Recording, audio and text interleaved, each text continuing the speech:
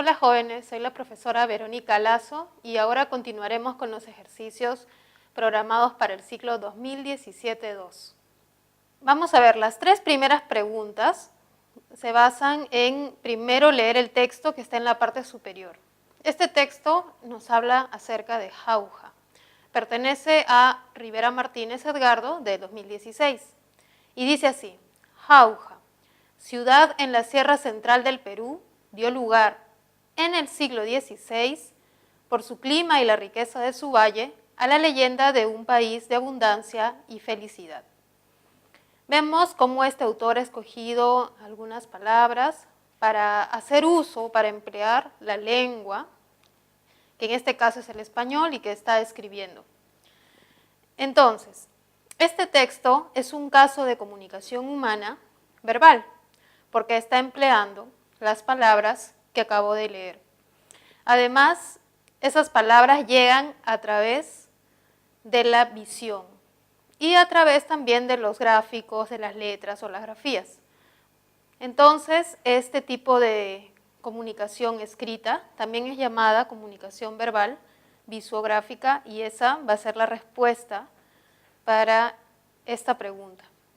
La siguiente es: en el texto, en referencia, la función del lenguaje que destaca es la denominada representativa. La respuesta va a ser la E, debido a que en este texto el propósito del autor es informar algo acerca de un ente de la realidad, que en este caso es un lugar, es Jauja. Como dice la misma pregunta, la función que destaca, si bien no es la única función, de repente también hay, se puede observar cierta disposición del que escribe por el lugar, de repente hasta ha nacido allí, ¿no? Le gusta, de repente podemos ver ello, pero la que destaca va a ser informarnos algo acerca de este lugar. Por eso es representativa o referencial, porque se está informando solamente. Y en la pregunta 3, el proceso psicobiológico y que se relaciona con la codificación se ha llevado a cabo en la mente de nuestro escritor, que es el que estamos leyendo, que sería Rivera Martínez. Recordemos que la codificación es un proceso complejo en el cual nosotros empleamos códigos o unidades simbólicas para poder transmitir mensajes. Y entonces, en el plano de la escritura, como es este texto, el encargado de este proceso es el escritor. Para responder las preguntas siguientes, también se debe leer el texto que está en la parte superior. Nos van a preguntar sobre el rol más relevante en este proceso, el elemento más relevante y además en qué está codificado este texto, en una lengua, en un dialecto del español, eso tenemos que ver. Una idea que tengo para el futuro sería vivir, cuando sea mayor, no aquí en Jauja, sino a orillas de la laguna de Paca, en una casa que mandaría a construir, una casa de tapias, de tejas, de ventanas, que dieran a la laguna, y otras a los cerros del frente. Y desde allí, desde mi cuarto, vería la luz del amanecer y las montañas del este, y los celajes de la tarde. Y me digo que quizá tú estarías conmigo. Este mismo texto de Rivera Martínez, en este fragmento, en esta parte del texto, se puede ver que hay una función del lenguaje que está destacando, debido a que cuando hablamos en todo el discurso vamos evidenciando propósitos o intenciones diferentes que tienen que ver con nuestra subjetividad o con nuestra relación con el mundo y la realidad. Y en este caso se puede ver que el escritor está mostrándonos su subjetividad, sus emociones, sobre todo en el uso de la forma de primera persona y además de los adjetivos que está empleando. Por eso mismo, la función va a ser expresiva o emotiva, y el elemento que se relaciona con esto es el emisor. El elemento relacionado con esto va a ser el emisor. El texto en referencia, ¿no? Este texto, si bien está formado por unidades simbólicas o también llamados signos, los cuales combinados con reglas forman códigos. Este código es el español, y esta variedad del español es la propia de Rivera Martínez. Él ha aprendido un español y ese es el español que nos está invitando a leer. Esa variedad del español es la que estamos leyendo y la que cada hablante en el proceso de socialización aprende. O sea, todos nosotros hablamos variedades del español. Entonces, en este caso, para la pregunta 5, el código corresponde a un dialecto o también llamado variedad de la lengua española. La respuesta sería la C. Recuerden que en realidad todos los textos que leamos van a ser de alguna variedad de la lengua, porque todas las lenguas tienen variedades, todas. Y 6. Según la estructura del fenómeno lingüístico, ¿no? Cuando hablamos de lenguaje, lengua, habla, este texto está en relación directa con el habla, porque este texto es el uso concreto, el uso real que hace este escritor para poder comunicarse. Entonces, el uso concreto del fenómeno lingüístico es el habla.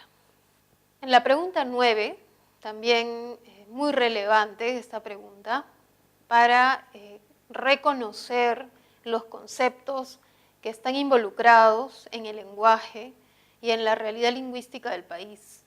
¿No? Para emitir un juicio sobre el lenguaje, lengua, idioma, es necesario conocer a qué se refieren estas palabras y, por lo tanto, qué conceptos son los que van a englobar. Recordemos que el sistema oficial de un país, el que tiene que ver con unas políticas lingüísticas, es el idioma.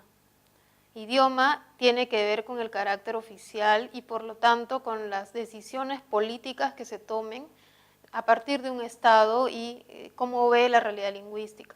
Sabemos que en el país son considerados lenguas o idiomas oficiales las lenguas que están registradas en el Documento Nacional de Lenguas, que son todas las lenguas habladas en el país.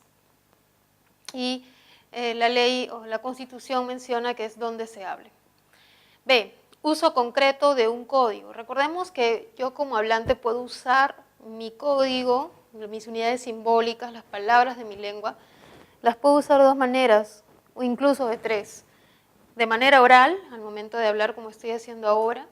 De manera escrita, también uso la lengua cuando escribo notas, cuando escribo ensayos o cuando escribo un libro. Y también de manera virtual, cuando estoy de repente chateando. No es oral, pero tampoco es escrito, sino que algunos postulan que es virtual. El uso concreto mediante cualquiera de estos canales de un código verbal es el habla. Y había una pregunta anterior donde nos dan un texto y nos dicen ¿a qué corresponde ese texto? Ese texto es algo concreto, se puede ver por letras o se podría escuchar, ¿no? Entonces forman parte del habla. C. Código verbal que tiene variantes, ¿no? Recordemos que la lengua es un sistema de signos, unidades simbólicas, los cuales los sonidos siempre van a estar asociados a un significado y que ese significado va a ser muy idiosincrático al pueblo, a la cultura, a la sociedad que lo diga. Entonces, este código verbal con variantes es la lengua. El español, por ejemplo, tiene varios dialectos o varias variedades o variantes. D. Variante de un código verbal, ¿no? La variedad lingüística es lo que se considera como dialecto.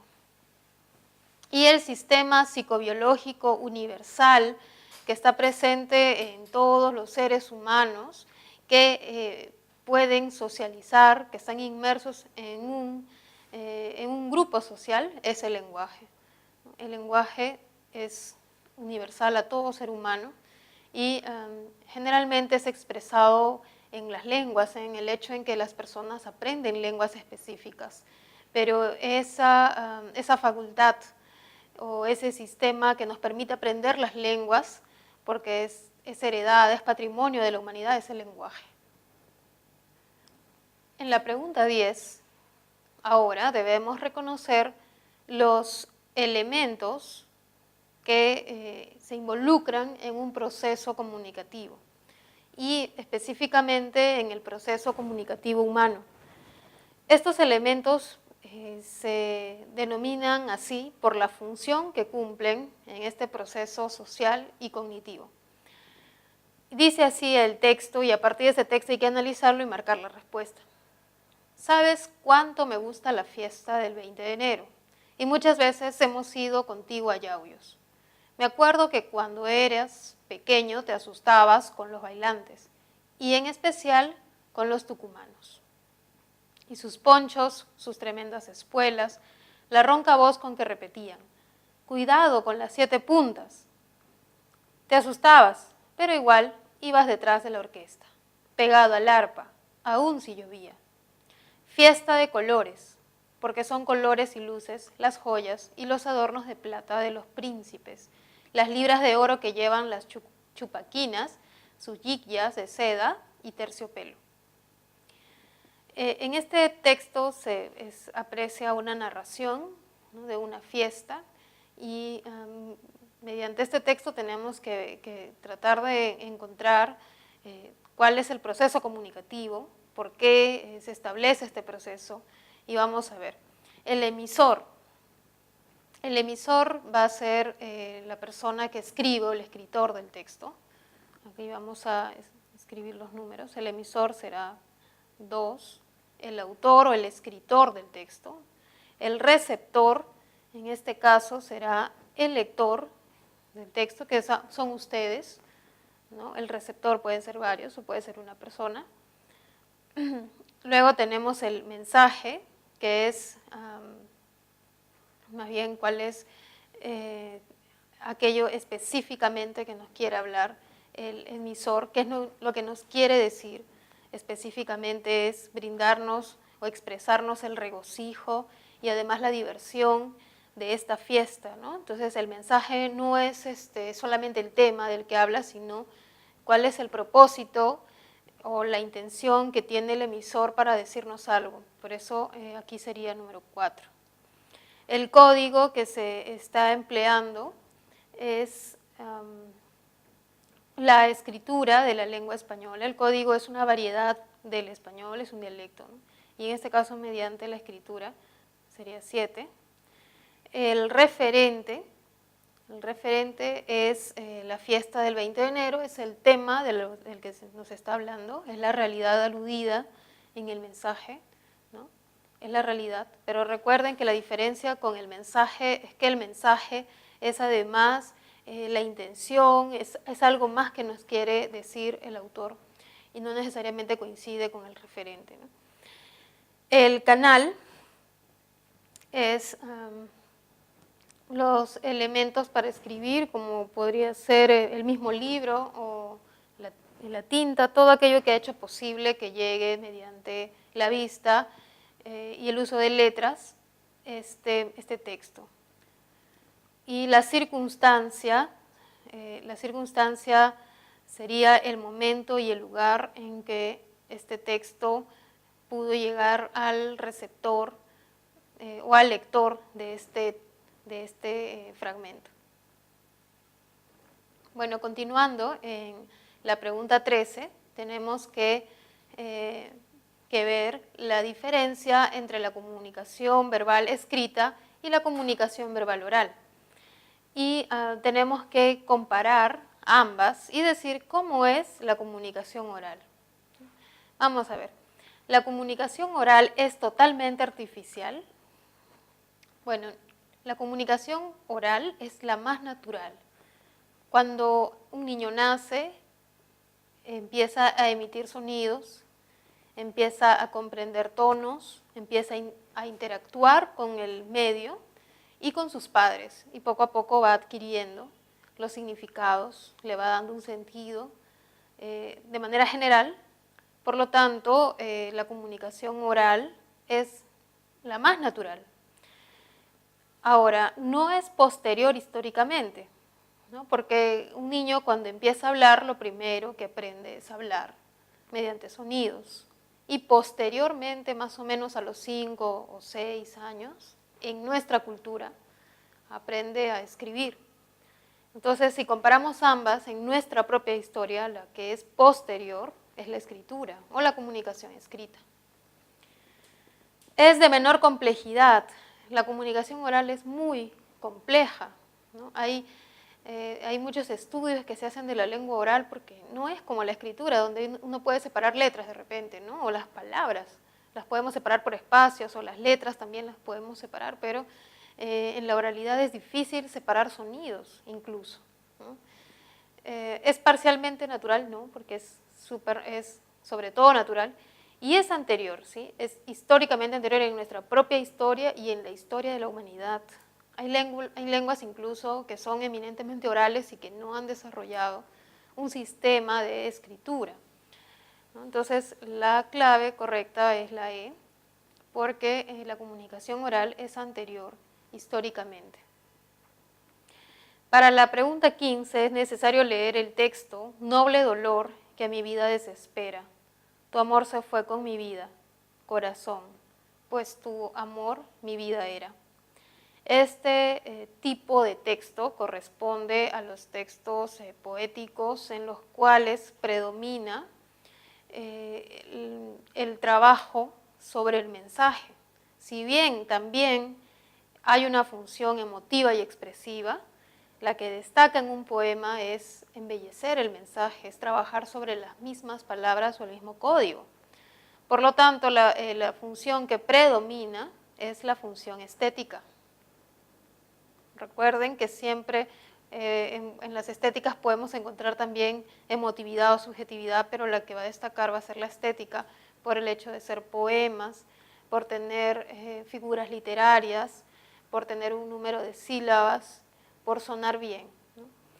Y en la pregunta 17 nos piden hallar la función metalingüística, en la cual destaca más bien el código, ¿no? Se destaca el código, es decir, las palabras. Se habla de las palabras, se habla del lenguaje, se habla de la facultad humana de comunicarnos. La oración A. El Perú no es un país monolingüe. Y esta oración está con signos de exclamación que a mí como lectora me indican que la persona que escribió nos está informando algo, nos informa algo acerca del Perú, y sobre todo lo que está destacando es el carácter expresivo, emotivo, la emoción que tiene el escritor. Por lo tanto, la que destaca aquí es la expresiva y no la metalingüística. En la B, la lengua aymara tiene solo 3 vocales. Si bien aquí también hay una información, ¿no? es informativa, si bien se está hablando incluso de una lengua peruana, o una lengua que también se habla en otros países, no solamente peruana, como es aymara. Aquí la función básicamente es incidir en la persona que me escucha para que me pueda responder. Entonces, la función que predomina es la apelativa, es apelar al otro para que responda, ¿no? O sea, puede ser un poco engañosa si es que no entendemos bien cuál es la función predominante en los enunciados. C. En el español hay nombres concretos y abstractos. Aquí hay una información que es la información del español y decirnos una característica de esta lengua que tiene nombres concretos y abstractos. Esta es la característica semántica de sus sustantivos, ¿no?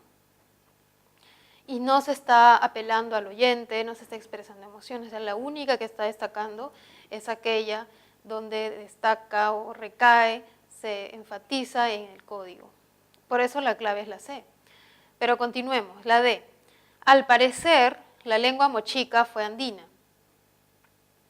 Si no tuviese el marcador del discurso al parecer o la expresión al parecer, que es un marcador interesante porque es un marcador de certeza, de si estoy seguro o no, si no estuviese, entonces esta clave, esta alternativa también sería válida, pero al parecer ya no ya no va a darle un carácter informativo, sino más bien emotivo por el hecho de que se duda sobre la verdad de este enunciado. Recordemos que las oraciones de este tipo, las dubitativas, las desiderativas, van a ser siempre aquellas en las que destaca la función emotiva. Y en la E, el Inca Atahualpa hablaba quechua norteño, también podría llevar a una confusión, ¿no? Porque igual se está hablando de una lengua, pero se ha mencionado la lengua, pero no se habla de la lengua. ¿No? Dice el Inca Atahualpa hablaba quechua, no nos dice nada del quechua, sino del Inca nos está hablando. Entonces, una pregunta como la 17 me parece muy interesante porque todas ellas hablan de lenguas, pero solo una nos está hablando verdaderamente de un código. Por eso la respuesta es C. Continuando, la pregunta 18, nos piden reconocer el tipo de comunicación humana que hay en este texto que en realidad expresa una situación. Y dice así: durante el partido de fútbol entre Barcelona y Real Madrid, el árbitro mostró tarjeta roja al futbolista Cristiano Ronaldo. Después de mostrar airadamente sus brazos, abandonó la cancha.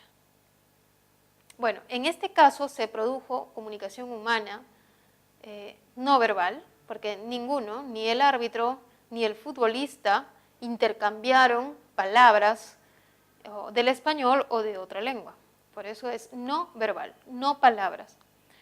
Y este hecho nos dice que es visual, porque cuando él muestra la tarjeta y se sabe, ¿no?, mediante la percepción que es roja, que no es amarilla, esta comunicación está dada mediante el canal visual. Por eso la respuesta es la B. En la pregunta 19, marque el enunciado conceptualmente correcto respecto de la comunicación humana. A. Solamente se usa código verbal. Acá nos hablan de manera general la comunicación humana, cómo entre humanos nos podemos comunicar. Y no usamos solamente un código verbal. Si yo solamente hablara y hablara y hablara, probablemente la comunicación sería hasta robótica, ¿no? Utilizamos la mirada, los gestos, hasta el tono de la voz también me dice lo que no me dicen las palabras. Es más, el silencio también es comunicativo. Entonces, no solamente usamos palabras, usamos, y me parece que un 70 o 80% de gestos.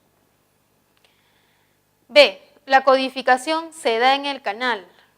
El canal es el soporte. Por ejemplo, ahora para entendernos, nosotros empleamos la pizarra, un plumón, y mediante el canal visual llega la clase. O a partir de las ondas sonoras, todo lo que yo voy diciendo, nuestro cerebro lo va interpretando. Por lo tanto, la codificación no se da precisamente en el canal, sino se da en el cerebro del, en este caso, emisor o del hablante, no es en el canal. C. La descodificación se da en los oídos. O sea, yo descodifico en los oídos, eso tampoco es cierto. Recordemos que los oídos son órganos, son los órganos que nos permiten percibir el mundo. Por ejemplo, a partir del oído externo podemos captar las vibraciones de las ondas y estas llegan al oído interno, al oído medio, con el trabajo de los huesecillos, de los 3 huesecillos, quienes al llegar al oído interno permiten que esa energía sea convertida en un impulso nervioso y logre ser codificada como un sonido concreto. Entonces, la descodificación no se da en los oídos solamente son ondas sonoras. Pero en el cerebro, esas ondas son interpretadas como sonidos. La palabra sonido es una percepción. Y la D es un fenómeno totalmente social, es completamente cierto, porque como humanos tenemos que comunicarnos. Es muy difícil que en un salón de clases el profesor hable y los alumnos no hablen, y cuando el profesor se voltea es muy difícil que no se hablen, porque como seres humanos tenemos que estar todo el tiempo socializando, relacionándonos entre nosotros y por lo tanto comunicándonos, ¿no? Por eso la respuesta es la D. Además, en la comunicación no se puede prescindir del canal, siempre debe haber un canal, sea un canal auditivo para poder comunicarnos, un canal visual, un tipo de canal químico, o siempre tiene que haber algún tipo de canal para poder establecer comunicación. Y en este caso, en la humana, nuestra comunicación oral es la básica y también la visual, como es la que estamos en estos cursos virtuales, ¿no? La comunicación audiovisual es muy importante. 20. Señale la alternativa correcta con respecto a las lenguas naturales. Las lenguas A solo son sistemas fonético-fonológicos, falso.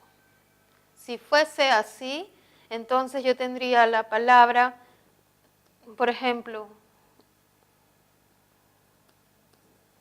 redpa, yo diría esto pertenece al castellano, porque son sucesiones fonéticas de sonidos, ¿no? Sucesiones de sonidos, pero si es que yo no logro asociarlo a un significado, entonces no tiene razón de ser.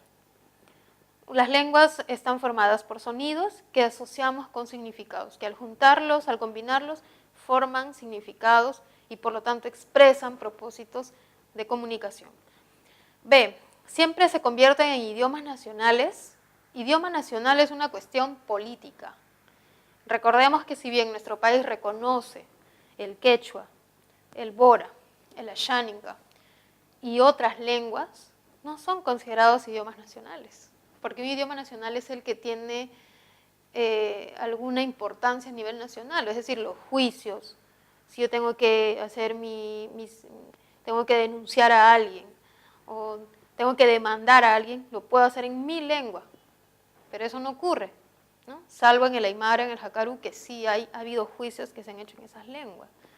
Pero hay un predominio del español, entonces no siempre las lenguas se convierten en idiomas nacionales. C. Son evidencias de la facultad del lenguaje.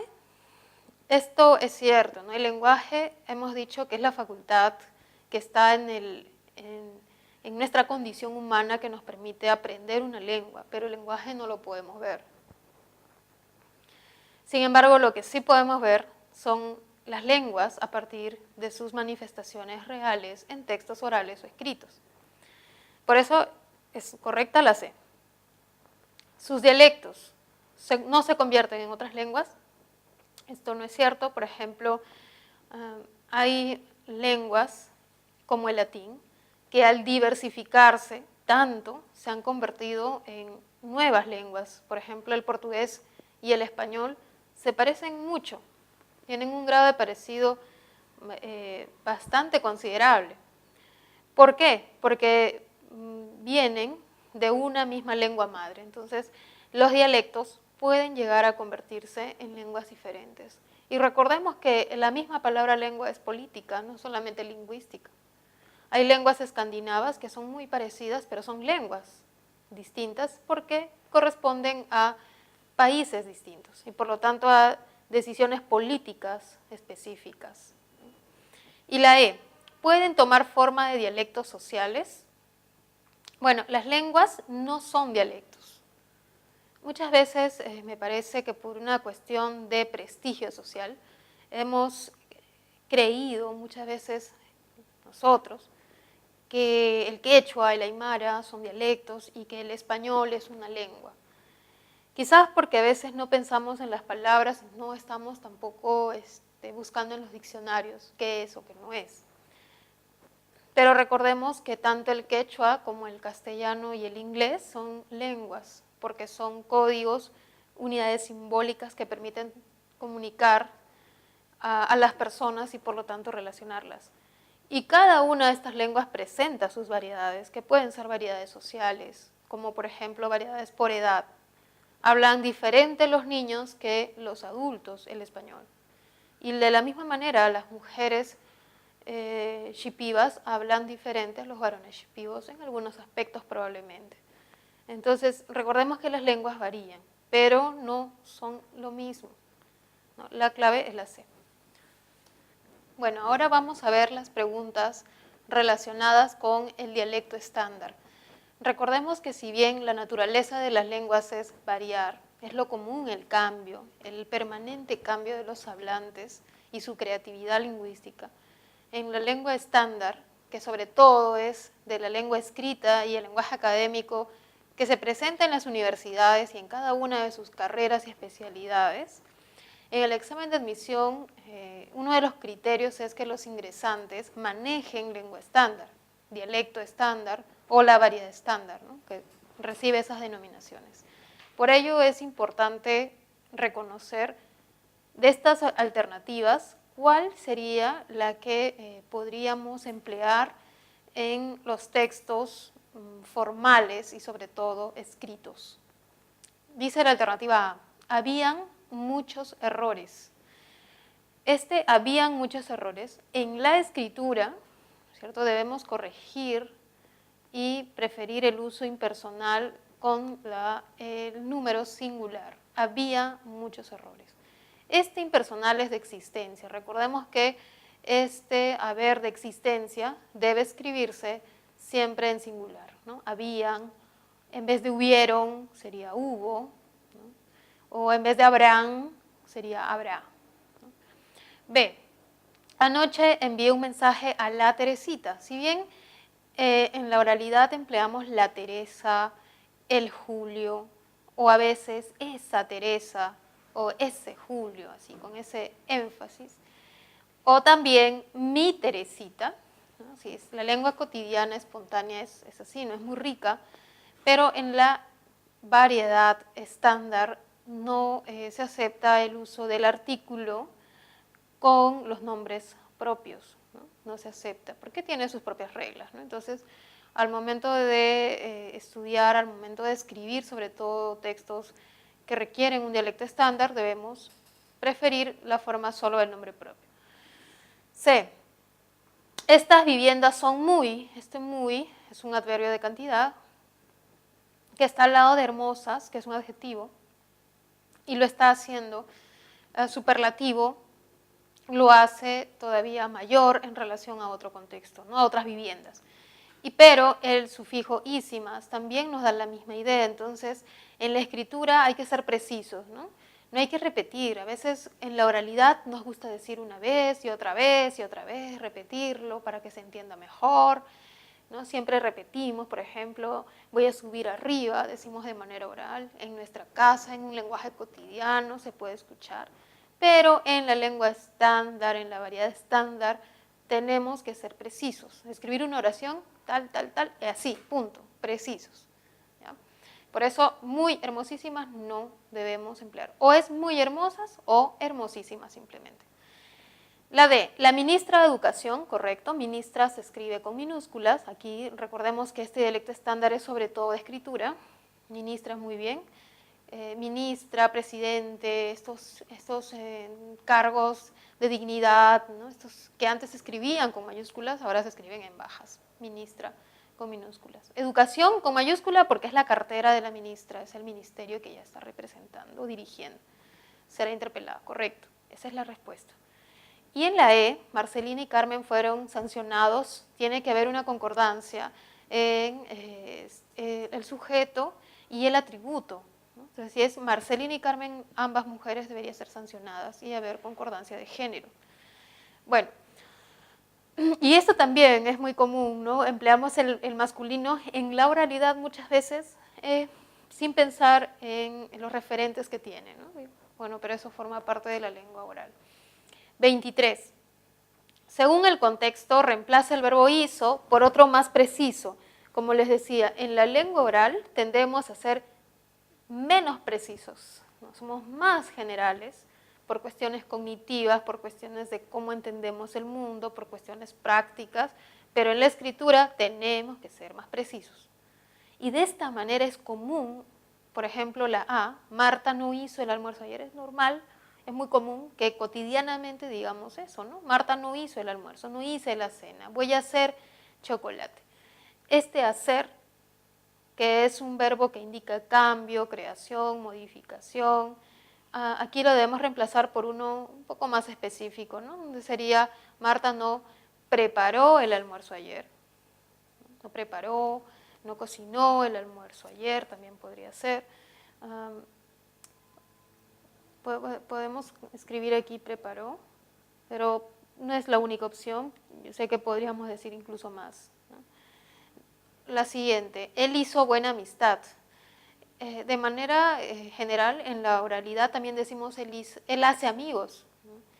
O él hizo buena amistad con Lucas, ¿no? Y en la escritura tendríamos que buscarle un verbo de relaciones sociales que se asocie con hizo, que entonces acá podría ser él entabló, ¿no? Él entabló. Y entablar una amistad es también una forma de expresar relaciones sociales, ¿no? Ya voy a dejarlo ahí mejor. Vamos a ir diciéndolo de manera oral.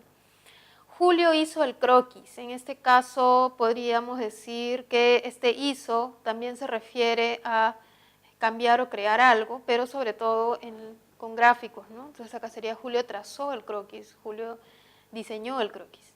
El albañil hizo un muro, ¿no? Acá sería construyó, que también se relaciona con hacer, cambiar, crear, ¿no? Y Arturo hizo una buena clase, sería impartió una buena clase o dictó una buena clase.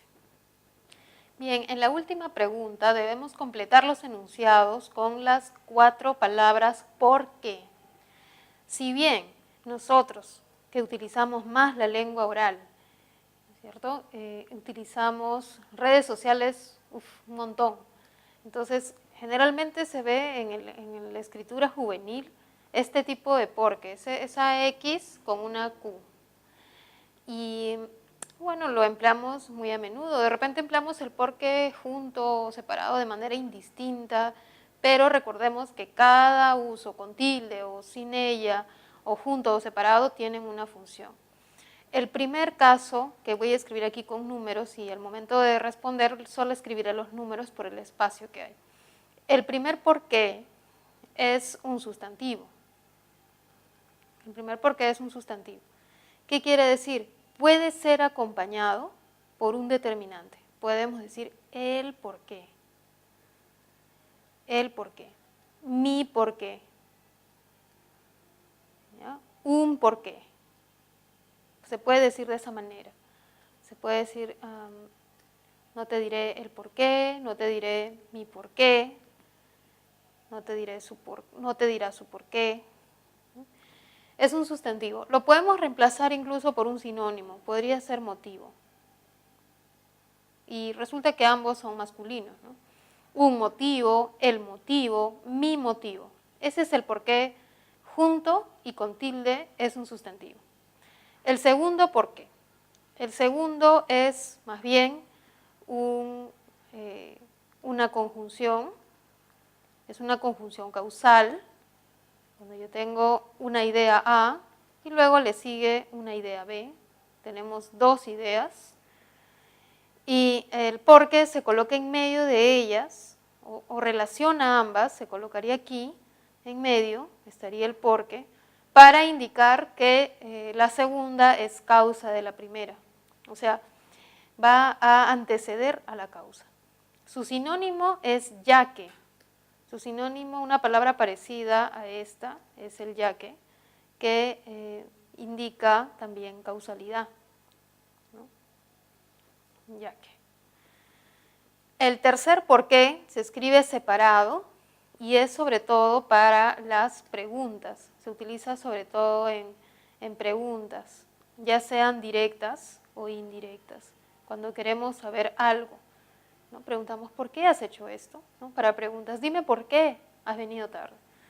Y el último por qué es más bien la unión del por como preposición más el que es un relativo y que puede también ser reemplazado por el cual, que también es un relativo, o incluso este por lo podemos reemplazar por el para, que es una preposición. ¿Para qué? Entonces, considerando estas, de repente es muy difícil, ¿no? ¿Qué significa el por qué? Pero sí podemos reemplazarlos por expresiones sinónimas y de esa manera saber marcar una respuesta. Recordemos que este por qué ha venido muchas veces en los exámenes de admisión no solamente de San Marcos, sino también de otros centros de enseñanza, así que es una de las favoritas para preguntas y hay que saberlo, ¿no? A. Teresa está feliz porque su hija se graduó. Imaginemos que Teresa está feliz, es el enunciado A, es el hecho A. Teresa está feliz. El hecho B es que su hija se graduó. Resulta que B es la causa de que Teresa esté feliz. Entonces, este porque que vamos a emplear es un conector, una conjunción causal. Va a ser la número 2, el segundo porque, el que se escribe junto y sin tilde. Lo podemos reemplazar por ya que. Teresa está feliz ya que su hija se graduó. Como podemos ver al reemplazar, podemos ver que hay lógica, que hay una secuencia causal, una secuencia lógica entre estas dos ideas o enunciados. B. Martín, ¿por qué llegaste tarde anoche? Esta es la de preguntas directas. Esta es una pregunta directa, tiene signos de interrogación. Y por ello vamos a emplear el tercer por qué. C. Sara daría la vida porque tú seas gran médico. Este C lo podemos reemplazar por el último por qué. Y ese por qué que se puede reemplazar por para qué. Sara daría la vida para que tú seas un gran médico. Por eso sería el cuarto por qué. Y en la D es no entiendo el porqué de sus ausencias. Este sería el primer porqué, el motivo de sus ausencias. Como podemos ver, se puede reemplazar por este sustantivo y tiene coherencia el texto que estamos construyendo. Y en la E, Nora no vino porque está de vacaciones. Acá podría haber una duda, ¿no? ¿Este es de preguntas o es la número 2? ¿Cuál creen ustedes que es? ¿Se está preguntando directamente por qué no vino? En este caso no se está preguntando, sino que tenemos el enunciado A, no vino, sería el enunciado A, ¿no? El hecho A, ese es el hecho, no vino. Está de vacaciones, sería el hecho B. Ahora, no vino porque está de vacaciones, es el conector, me está permitiendo conectar eventos, sucesos, acciones. Por eso, aquí debe ser el segundo por qué, y no el tercero, pese a que hay signos de interrogación. Bien, chicos, hemos terminado con las preguntas seleccionadas para esta primera semana. Espero que se haya comprendido. Las siguientes semanas desarrollaremos más ejercicios de los que hoy día hemos realizado. Les solicito estudiar mucho y practicar con estas preguntas, sobre todo aquellas que sabemos que siempre vienen en los exámenes. Practiquen con los conceptos de estos temas, elaborando mapas, gráficos, sería una buena opción. Yo sé que en la teoría hacemos gráficos, presentamos gráficos, pero también de parte suya pueden retroalimentar la clase mediante un cuestionario, glosarios, para poder aprender. Bien, eso sería todo. Nos vemos la siguiente semana. Hasta luego.